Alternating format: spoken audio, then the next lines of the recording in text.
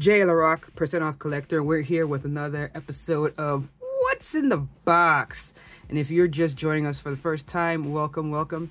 This is the series where I show different action figures that I was able to pick up that were loose most of the time, that I got from like estate sales, garage sales, things like that. These are actually two different ones from an online estate sale and then just a regular estate sale. And if you've seen any of my previous videos, you'll know how I tell people do not sleep on these estate sales, especially if you have no problem collecting loose figures like I do. And also, this is going to be added to my Women of Action figure collection, which is basically how it sounds. There were a lot of women action figures when I was growing up that I thought that was cool.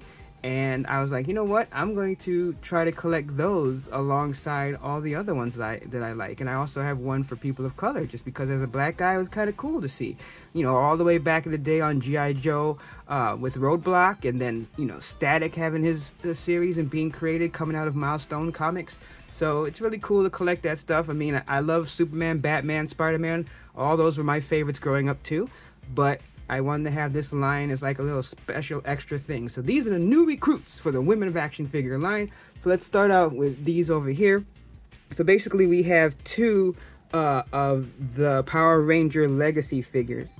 And these are really nice. I think that because, you know, it's used, like, I noticed that like really around the ankles, the calf, the turn there, these are like really loose. That's why I wasn't able to stand them that well. And they don't have any pegs so you can to do it. But, you know, these were the figures that I grew up with. So I really like them. These were the characters that I started watching in the very beginning, like that first Power Rangers that came over. I mean, I did not even know that it was spliced basically between the actors, the English actors, and then it was the Japanese actors doing the fighting scenes. I didn't know any of that as a kid. All that I figured out later. But I liked it, and I really thought that the movie, that first movie, was awesome before any of the Go or anything else. I thought that was really sweet. So these figures I think is really cool. I like the way how the belt looks. You know, it doesn't come off. I think that some of these have swappable heads, but obviously being used, you're not going to have anything. I think almost everyone had a crush on the Pink Ranger, right? And then we also have the Yellow Ranger, so basically the same thing, but, you know, a lot of articulation there. I mean, you got everything. Turning at, you got the double joints, you got the ankle turns, of course you got the calf, you got the waist, you got the ab crunch, you can turn the hands, you can turn the wrist, the biceps, the head, everything. So, I mean, these are really cool. I think that they look pretty cool. So I didn't have that many Power Rangers. I think I have like one other yellow Power Ranger that I got from another, I think it was actually a thrift store. And so having these two added to my collection is going to be really sweet. So I'm going to have some cool pictures I can do with that you can see on Percent Off Collector on Instagram. So next up, we go back in the day, because as I said, you know, I love watching the old school ones. So this one here is from 1993. So this is the old school one. Like I said, this is like the original one that I was watching back in the day.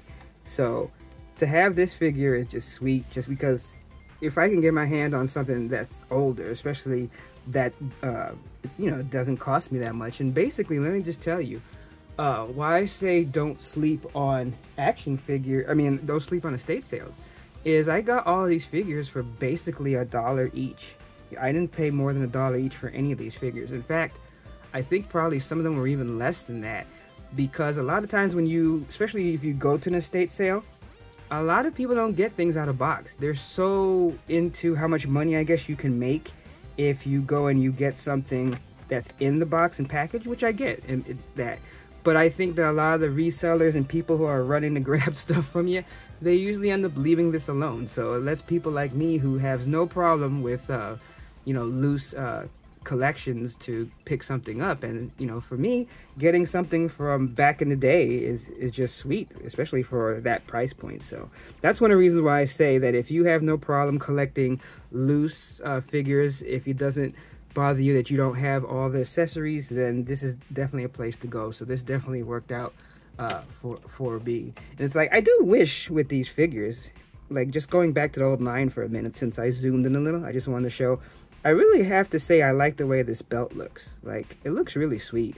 I mean, everything else about the character, you know, I know that it's kind of plain, but I mean, if you watch the original series, this is what it looked like. It wasn't like there was a lot of stuff added on until later on.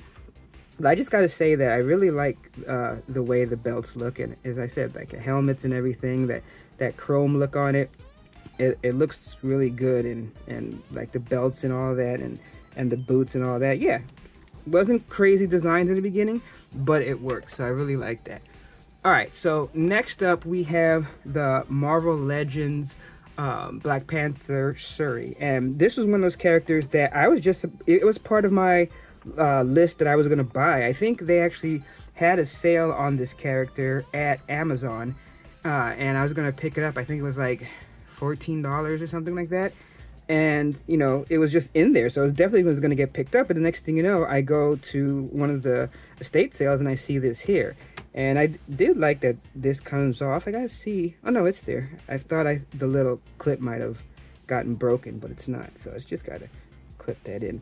But you know, obviously whenever you buy something like this, it's going to be loose. You're not going to get the accessories most of the time, but I'm happy with this. I mean, I still may go back and grab stuff later as like a double or something, but it also makes it easier for me to just wait until it's even on clearance, because I open all my things. You know, I'm not an in-package collector, so it doesn't bother me that I get loose stuff like that. Sometimes, especially if it's older stuff, I like seeing that you know, someone played with it, someone really enjoyed it, so that's really cool. So next up, we're gonna get to some really cool stuff, just because this was some of the toys that, you know, I played with as a kid, but I didn't have that many, just because, you know, I didn't grow up with a lot of money. So it was really like every once in a while, like Christmas or something, you would get a toy, and that was it. So this is the 1991 Toy Biz Uncanny X-Men Lightning Storm. And what's cool about this is it actually has a gimmick. If you see the chest here, this would light up, but you know, it's old, so it doesn't work. So you can see back here, you'd push this down, but unfortunately that lightning thing doesn't work anymore. I assumed it was like some kind of like little thing inside that's not flint, because that'd be a spark, but whatever creates like a little spark that would have lit up. But I can even feel that it's like loose in here and didn't get to do much. But I still have to say that overall it looks pretty cool. I mean, this little added on is kind of wild at this point, but you know, I think that just having the gimmick alone is just something. It was just like the beginning of like things that you would see in the 90s, because I still have a lot more action figures to go through that have all types of crazy gimmicks and crazy accessories. That's another reason why I really like collecting some of these old lines, even though they have less articulations and things like that, is because all the cool accessories that come with it. But you see, this has pretty good bending. I mean, look at how they design it, where you see like the bolts and stuff on the side like that. It's not going to be any crazy articulation like now, but you know, you still get some decent movement. Nothing really on the head though. But I mean, for the most part, this was just designed for that, you know, lightning effect, which unfortunately doesn't work anymore. So this one here is the 1996 Toy Biz X-Men 2099 La Lunica, I think. La Luntica, I guess, or Luntica. Let me know, because I butcher stuff, so you gotta let me know. Now, I actually did collect all of the 2099, at least the number ones, but I only read consistently Spider-Man 2099, just because I just thought it was so cool. So it's like, even though I had number one, I do not know this character, and I didn't really read that line. This was probably at that point where I was actually starting to buy all the number ones. But if you know anything about 90s comic books, that's basically when the comics decided to make number ones for everything, and number ones basically became useless except for a few specials. It's funny, because looking over my comic book collection, you end up seeing that really there's iconic issues that come out. Like, for instance, I have the first first showing up of Venom. You know, I have the first showing up of Carnage, and those are worth more than some of the number ones. Like, I even have the The latest, that 90s McFarlane, where he did the artwork for a while, that Spider-Man, even that one wasn't worth that much, and I thought it would be. But, you know, I mean, I really got into X-Force during that time, like that original run of X-Force after New Mutants ran its course. So I just thought that was cool. So yeah, I don't know this character that well. It's, again, it has one of these gimmicks where you push on the back, and I guess it's supposed to do like a punch. Oh, there we go. It's like, rah, look at that. That's just, I just love the ones that have like the gimmicks like that. But you can see same thing like the Storm. Here though, it looks like they got to the point where they're covering up the silver of the joints there. But you know, you got that basic bending at the elbow. Of course, with this one, you don't have a bend on the other elbow. It's only on one, which is interesting. And again, head doesn't move at all. It's just locked in there, I guess, because this is part of the gimmick you need in there. So they figured making the head move would not work. I don't know, but hey, still, it's a character from back in the day that I could now be like, hey, maybe I'll go read some old issues and see exactly what she did. I mean, look at that spike collar she's wearing on her neck. I mean, obviously she was a badass, right? All right, so this is the one where I didn't even realize what was going on here. All right, so I'm gonna pull this over here. All right, so right away, you notice there's something wrong, right? Okay, so I didn't know this actually until recently. In fact, when I picked this up, I had no idea. I just was like, man, like what happened to the front? So, I mean, obviously you see, this is broken. It's not supposed to be like that. You're supposed to have another covering like this in the front. And this is the 1995 McFarlane Toys Spawn Series 2 Angela. Okay. So, what I learned was that back in the day, there were some figures like this, and there was a, I think it was a Saturday night, was it Saturday Night Special? No, Saturday Night something, WWF, because it's WWF at the time, Stephanie McMahon figure. And basically what happened is, they did the flesh color all the way down. So instead of just making the color around the waist and the groin area a different color to represent underwear, they kept it the same color. So of course, if you look under there, or in this case, if the little cod piece falls off, then it really looks like they're lewd and nude. Well, I guess it's lewd and nude at the same time, depending on your view of things. So because of that, these actually became not like worth a lot, but it was just one of those things that when you found out about it, that it was like, oh, if you get one, it's worth a few extra dollars. Now, I mean, obviously you see how it's designed. I mean, look, the little circle where that's placed is, well, you know, I'm trying to keep this kind of family-like. I mean, I don't necessarily, I put not for kids, but, you know, I try to keep it clean. But, I mean, you can see where the problems come in and why you would not want to have flesh color all the way down. So, but look, overall, I still like the figure. I actually have another one that's still in box, and that one I believe is the one where they did color that waist area so that it doesn't look like this when it's done. But you know, the McFarlane stuff, at least at the beginning, was more about how much detail was in it instead of articulation. And sometimes you get these things where like you can move, but you're kind of like locked in certain poses, especially like with the legs. But actually here, at least you got that bending at the knee. Like there were some figures that you didn't even have that, and you had like these weird stances that you'd be stuck with.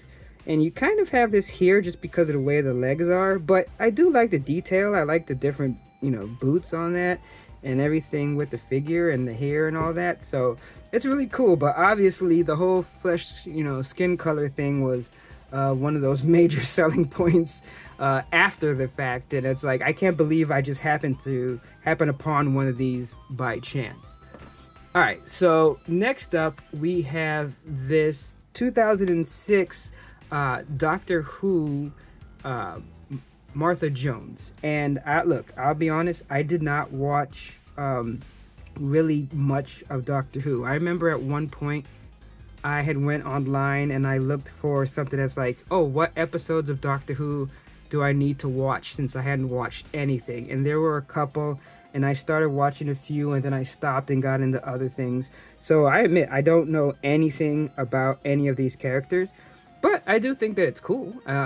These are pretty basic. It's even though this is 2006, it almost kind of has the articulation the same style as this 1993 Power Ranger, where it's like you got, you know, that bending at the knee where it's like you really like see, you know, down here like on the knees where it bends, look kind of weird.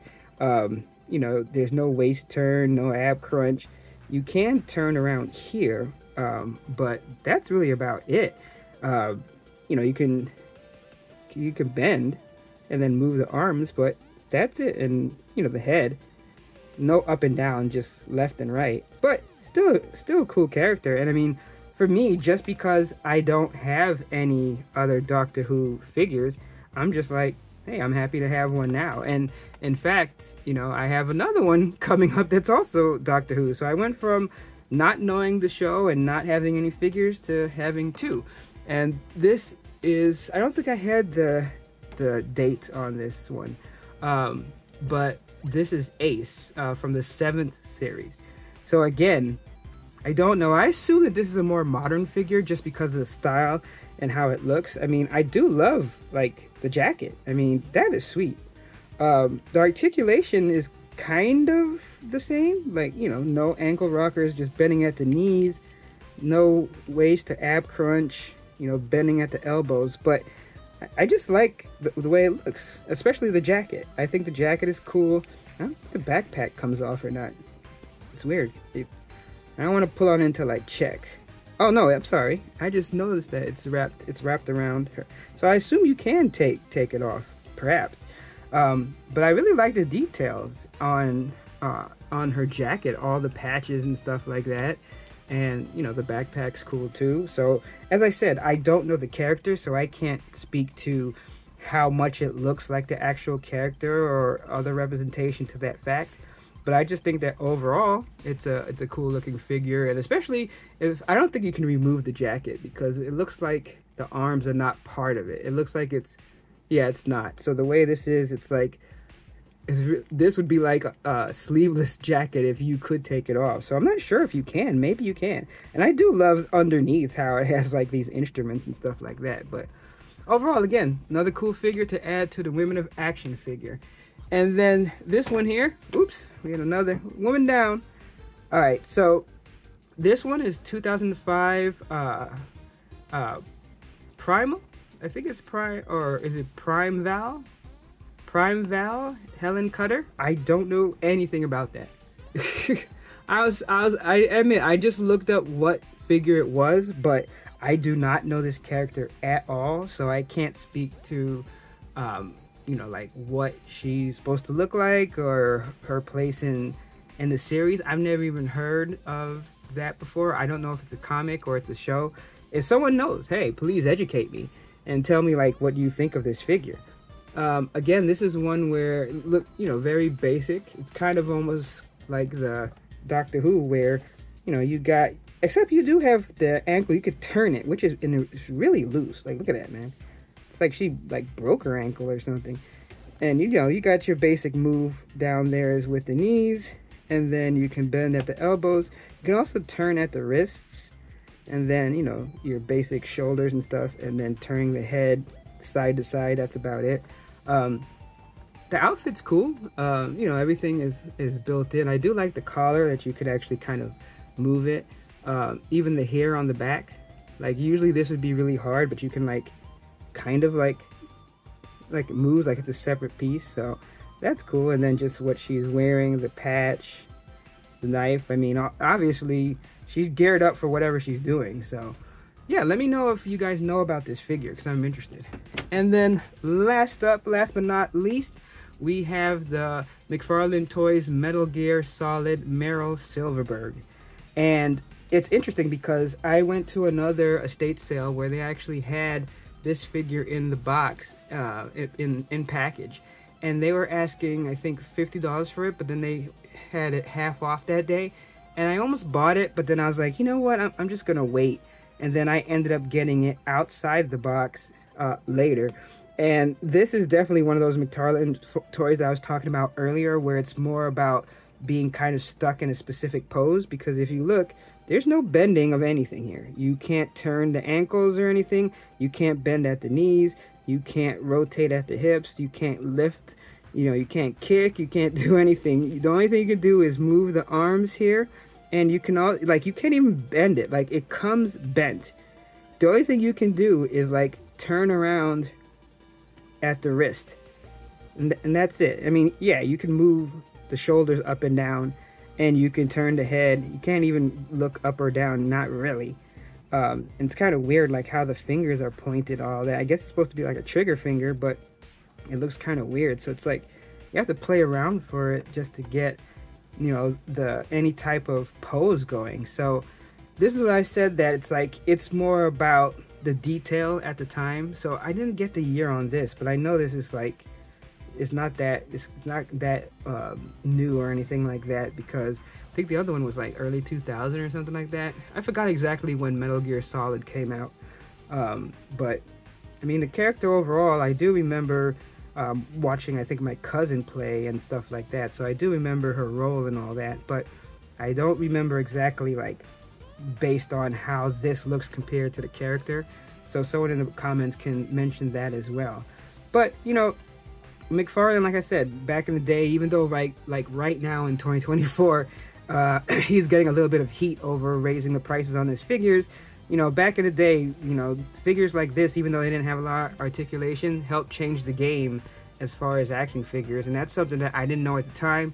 I learned basically as I started getting into action figures myself. So, there you go. We got this pile, and like I said, don't sleep on estate sales or auctions, because basically half of these I got for like $5 in an online auction. And it was basically, like I said, all these were open, they don't have accessories.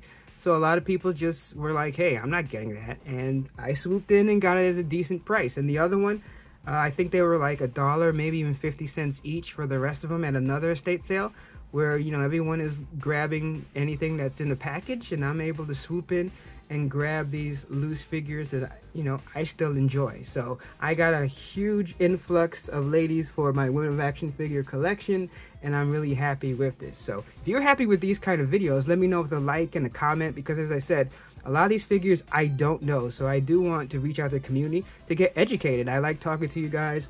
I'll respond to all of you as long as everything is cool and no one's being a jerk or anything like that. And if you really like this series and just the channel in general, consider giving us a sub, because I do at least 2 to 3 videos every single week, and I have a huge backlog of action figures and Transformers. So thanks for geeking out with me for another episode of What's in the Box, and I'll be back very soon. But until next time, remember my motto, and I definitely lived it up for this deal: no discount, no deal. Catch you next time.